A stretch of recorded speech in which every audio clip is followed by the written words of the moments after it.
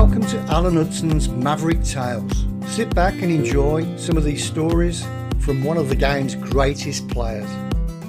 SRBMedia. You went to Stoke without Maureen, as you've alluded to earlier. At what stage did Maureen join you in the Potteries? I can't remember. I was enjoying myself so much.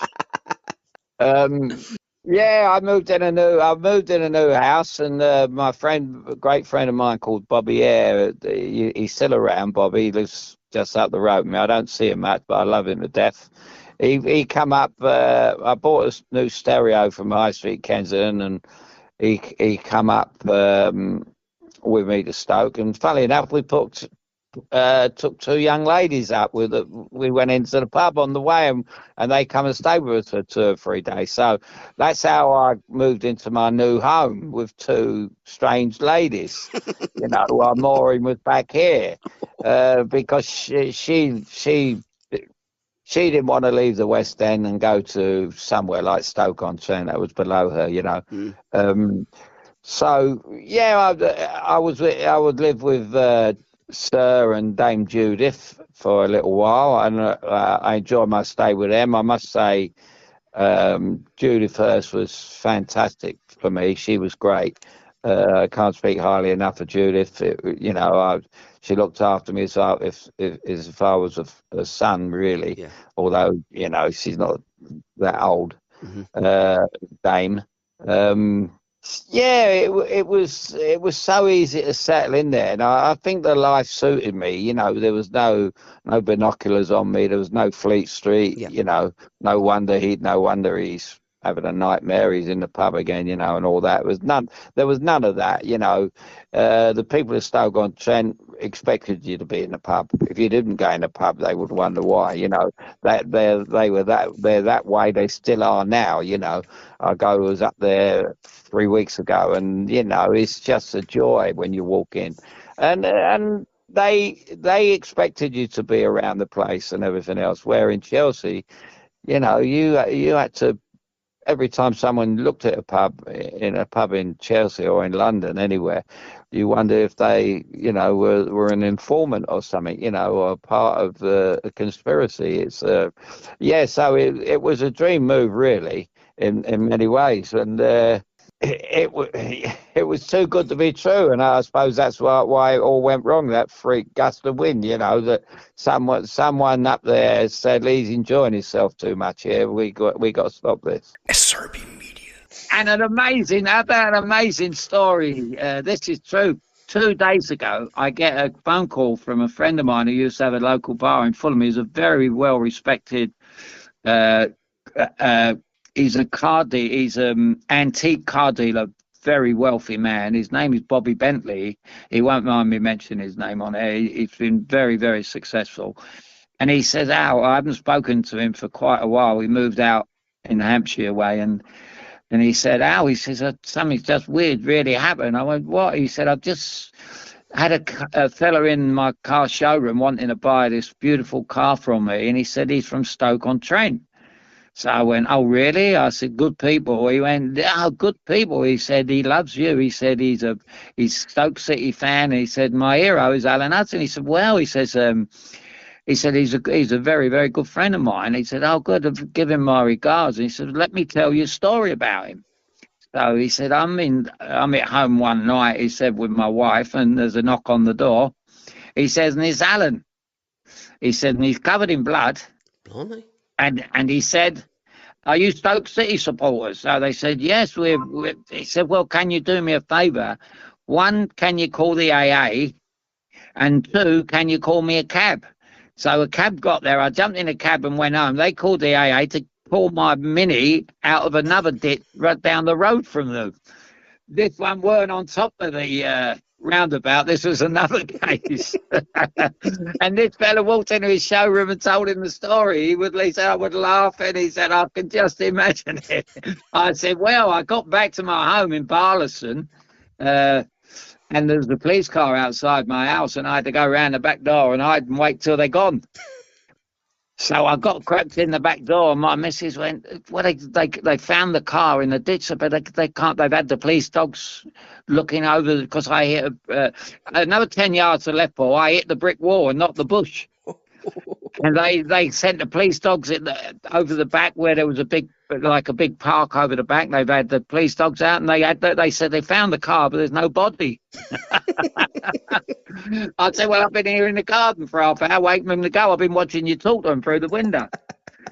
So, oh dear God. Oh, mate. So it's ironical that I was going to pull you on that one. I'm a bad driver. I'm a bad, what do you call it? What do they call you when you cross the road? You're a liability. A liability, yeah. SRBMedia.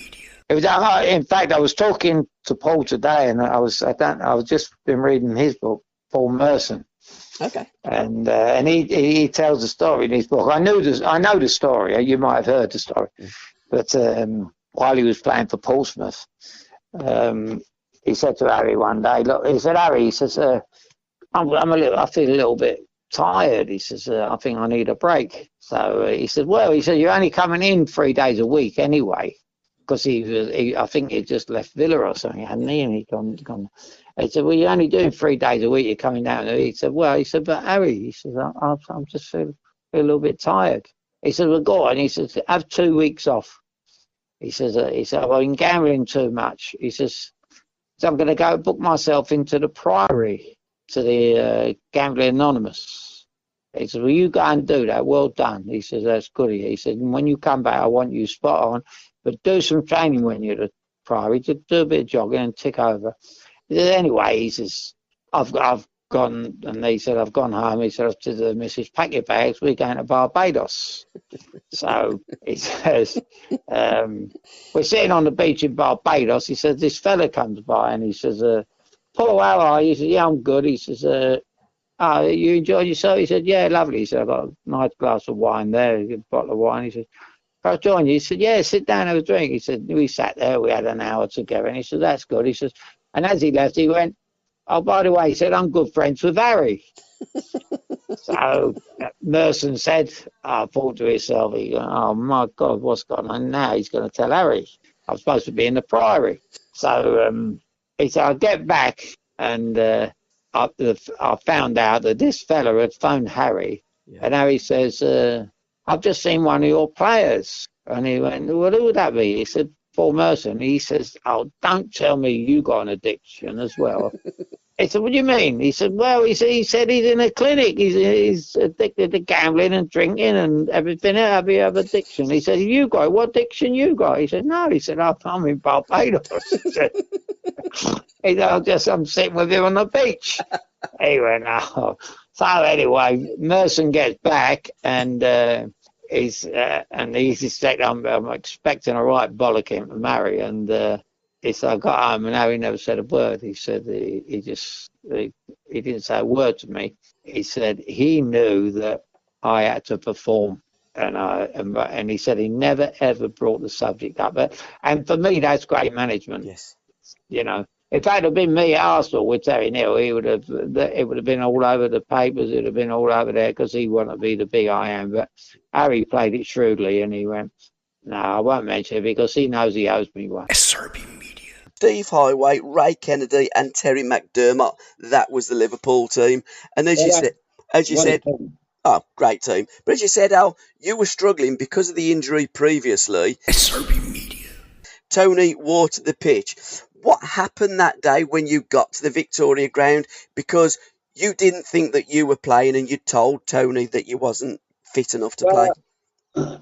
I told Tony on the train coming back from London. We just played at Highbury. We drew 2-2, and or 1-1. We played. I think we played 2-2 at West Ham the day before. So we played 3 games in 4 days on very bad pitches, and my ankle couldn't take the hard pitches and stuff like that. And I was just. I wouldn't say I was in pain with my ankle. I just knew if I'd have played on the Monday, it would have just done more damage. It was untreatable, and because I'd been playing all the time, the doctors at Stoke weren't that good. I mean, our doctor was a gynecologist, so that just tells you about Yeah. what he knew about ankles and knees. And then when confronting Tony, I said, "Look, Tony," I said, I spoke to him like I spoke to my dad and my best friend. I said, "Look, I think Monday's going to be out for me. It's heartbreaking, but it's really today they call it was it 2 points a win then? Yeah, it was. Yep. Yeah, today they call it a 6-pointer, but in them days, I mean, it was a difference between us going on and winning the league or Liverpool going on to win it, really, because I truly believe when you mention our team, read our team out, and then you read the Liverpool team out, you wouldn't think that we could actually win the league. They had so many big name players and internationals or whatever. It just goes to show. After doing a show with Dennis Mortimer, who you put me on to the other day, that they won the European Cup with no internationals in their team.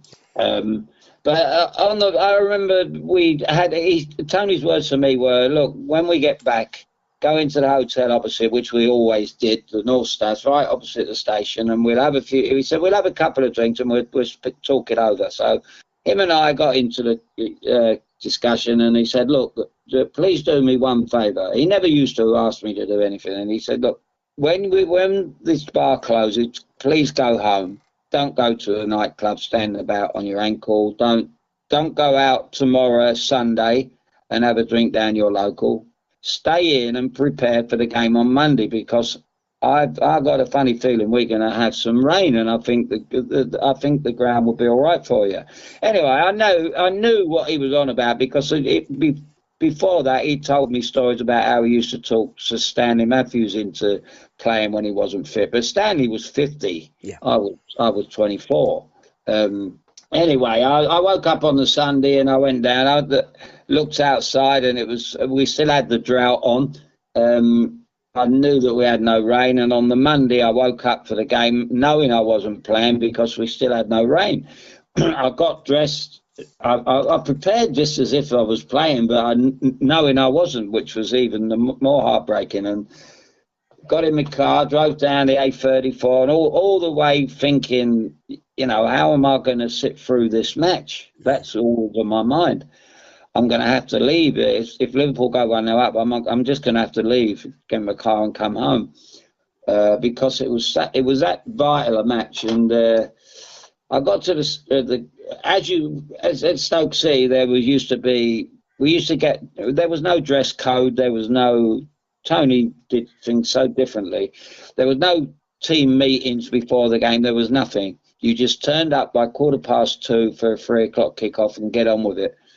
And I got there about 2:10 as usual, signed the autographs outside the ground, only a handful of people, and walked through, really despondent, and walked in straight into the dressing room, which it was a very tiny corridor. The Stoke City ground was very small, and I walked in there and I see my boots there sparkling and my shirt hanging up and a couple of other players. But I was quite ignorant about who was in the dressing room, and I just turned around and thought I'd walk in to see Tony and say to him, "Like, you tried this with Stan, it might have worked with Stan, but it's not going to work with me, because I'm not going to play against Liverpool, play badly, and we get beat because of my ankle." It was that bad. And I got towards his door, and as I got towards his door, something kind of clicked in my mind, and I turned back. And I walked down the tunnel, and as I walked down the tunnel, 3 or 4 of the Liverpool players were coming up with mud on their shoes. And they said, I can remember someone, I don't know if it was Clements or one of them said to me, they called me Huddy. They went, "Huddy, what's going on? We only live along the road. It took us 45 minutes to get here. It's Easter Monday, and we haven't had rain for... There's a drought. We haven't had rain for weeks." And I just turned around and said, "Look, what you don't understand, the Potteries is a strange. We got our own weather. We got our own drizzle. We got our own weather up here." I said, I haven't even been on the pitch. I was just going to have a look, and I'm delighted to say that you've got mud on them." And I turned around, walked away, and walked into Tony's office, and he just picked his head up from what he was doing, and he didn't show any emotion, nothing. which was incredible. It was like a movie scene, and he just said to me, "How many?" So I said, well, they're on their way, Tone. I said, you better give me 14. So he gave me 14 complimentary tickets, as he always did. He knew all my family and friends would come out from London every home game, every away game. He gave me my tickets, and I just walked out, and he never said nothing. There was no mention of the pitch. There's no mention of me playing or not playing. He was like, he was the opposite of Clouseau, Yeah. He was so smart. And I just walked in, and I went from 0 to off the scale. I was just in heaven, because I played well in London, them 2 matches. We played well. We were playing well as a team. And I was sure we could beat Liverpool if I played. And I just got ready for the game, warmed up, and the adrenaline got me through it, and the pitch was heavy. And I remember at one stage we were 1-0 up, and the ball was running towards the touchline and towards the director's box where Tony was, and my family used to sit there. And I remember nutmegging Tommy Smith along the way. Tommy came in with a sliding tackle to get me. Yeah. But he not to injure me, but to get me to stop me, and I just flicked it through his legs as he went down and ran away the other side. And my uncle had this habit of whistling, and I heard my uncle's whistle of approval, and it was, there was absolutely nothing there. When the roof blew off, the roof had to blow off that day to stop us winning. Yeah. We were absolutely superb, and I'm not just talking. I mean, my performance was the best of my life, but I'm sure other players enjoyed my performance. But every man. I mean, to beat that Liverpool team without the names you mentioned, with young Danny Bowers left back. Danny had only played a handful of games. He had a great potential. If the roof hadn't blown off, he would have been our next left back. Eric Skills, nobody knew how old he was. He didn't have a passport. And Alan Dodd obviously was my favourite centre half of all time. He was the best centre half I've ever played with, and like Greenough, uncapped. So it was an incredible. And when Shankly came in the dressing room, I just couldn't wait, because he spoke to me in front of several players in the dressing room that you might say weren't fans of mine. I mean, what he did say is, I didn't think I'd ever see a performance that surpasses Peter Doherty, but you just did it, son. I mean, that was one of the greatest performances that Bill Shankly had seen. SRBMedia. Well, they always point out the one game for England against Hungary at Wembley, and when Puskas tore us apart, not single-handedly, because they were a fantastic nation. And they said we went back to the drawing board after that game. Well, we didn't make a very good job of going back to the drawing board. The people that went back to the drawing board couldn't draw. It was as simple as that. What's going on? It's instead of they took the other route in the game rather than the route that should have been taken. I read the great Len Shackleton's book, and he has exactly the same. He's like, he would have been great on with me and you this morning, because he would have been saying exactly the same things. And there was a man that was as good as anyone's ever played the game. I never see him play. My father see him play, but he went, that's how you got to play the game. He's set an example for all kids to come through and play like that, because that's why the grounds were so full in the olden days, just to watch people like him. But nowadays, they say it, even managers say it now, and the pundits say it's a results game, but it might be a results game. But as we always say, it isn't a results game. It's an entertainment. When you're paying the kind of money out you're paying week in, week out, you want to be entertained. And I don't care whether it's football. If I'm watching cricket, I've gone over to watch the one day now, and I love it because it's entertainment. It's watching people. It's watching two great cricketers play against each other and try and outdo one another. A great bowler against a great batsman. That's great entertainment. it's not. It was results go out the window. All right, they work it out how many runs they want, but then they go for it. It's you know, I wouldn't pay out money to go and watch Des O'Connor, but I would Frank Sinatra. Yeah. And that is our standards in this country are poor. There's no doubt about it. When you're watching a lead up to a game and you're watching about Jordan Henderson and his father and all this, with the greatest respect to Jordan Henderson and his family, good luck to you. And, hard work. He didn't work any harder than my father. They're saying he deserves all the success because he worked so hard at his game. He was hell bent on, making it and all that. Well, my father had a harder life than him, but he didn't get picked for England because he worked 24 hours a day. What's going on? We're looking for that George Best. If he was alive today, if George Best was watching the game with me last night, he'd have gone, "Oh, I'm glad I never played in the World Cup. Is this what it's all about?" We never seen the George Best, and yet we're talking about the greatest players on the planet. Absolutely. I mean, they are not the greatest players on the planet. They might be a World Cup, but it's not the world's best players by a long chalk. No. That's why I love the cricket, because the cricket do bring the best players in the world out. SRBMedia. You also had a great time in Tampa. I'm Still Standing is a song that reminds you of those days at the end of the season. So you take up the story. You've just beaten Wolverhampton Wanderers 4-0. You've stayed up. What happened next? Well, like any other club you've been at. I mean, and I was very fortunate, even in Seattle. I mean, we went on a pre-season tour in Seattle. We went to Santa Anita. I mean, it was in right down on the beachfront, and it was incredible. Santa Monica. We always, at the end of every season, you'd have a tour.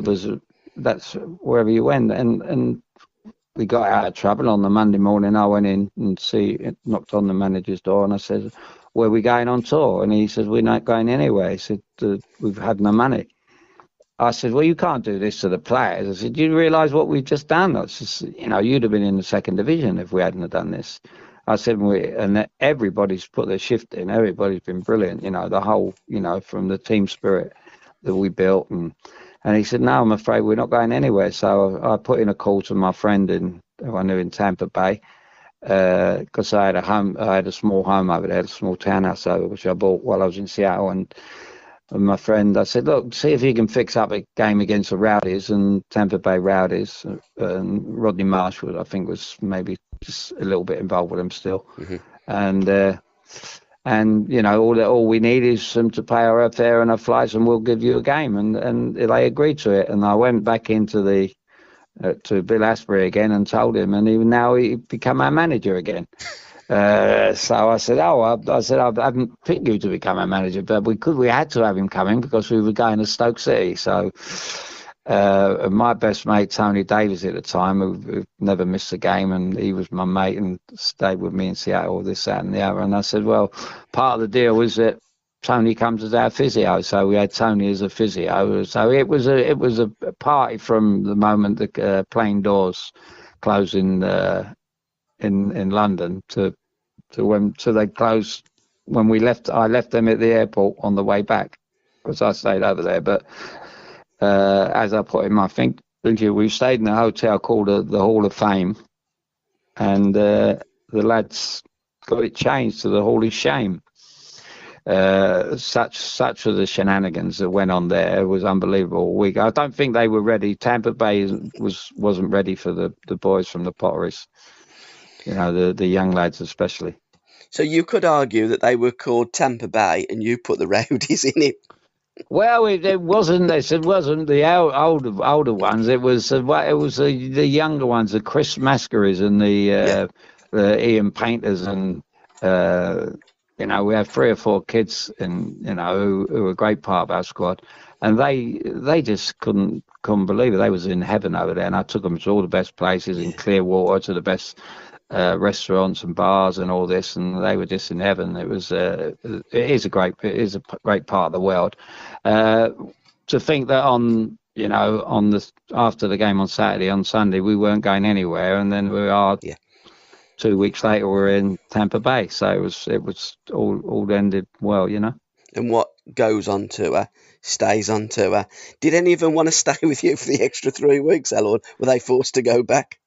Well, no, we only had the week because of the one game, but I'm sure had it been a month, nobody would have argued. Yeah, no.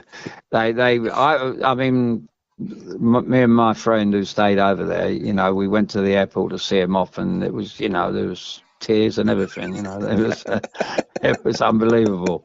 No, they had a one, and they deserved it. I mean, what they didn't do. I mean, people say, well, you was a saviour.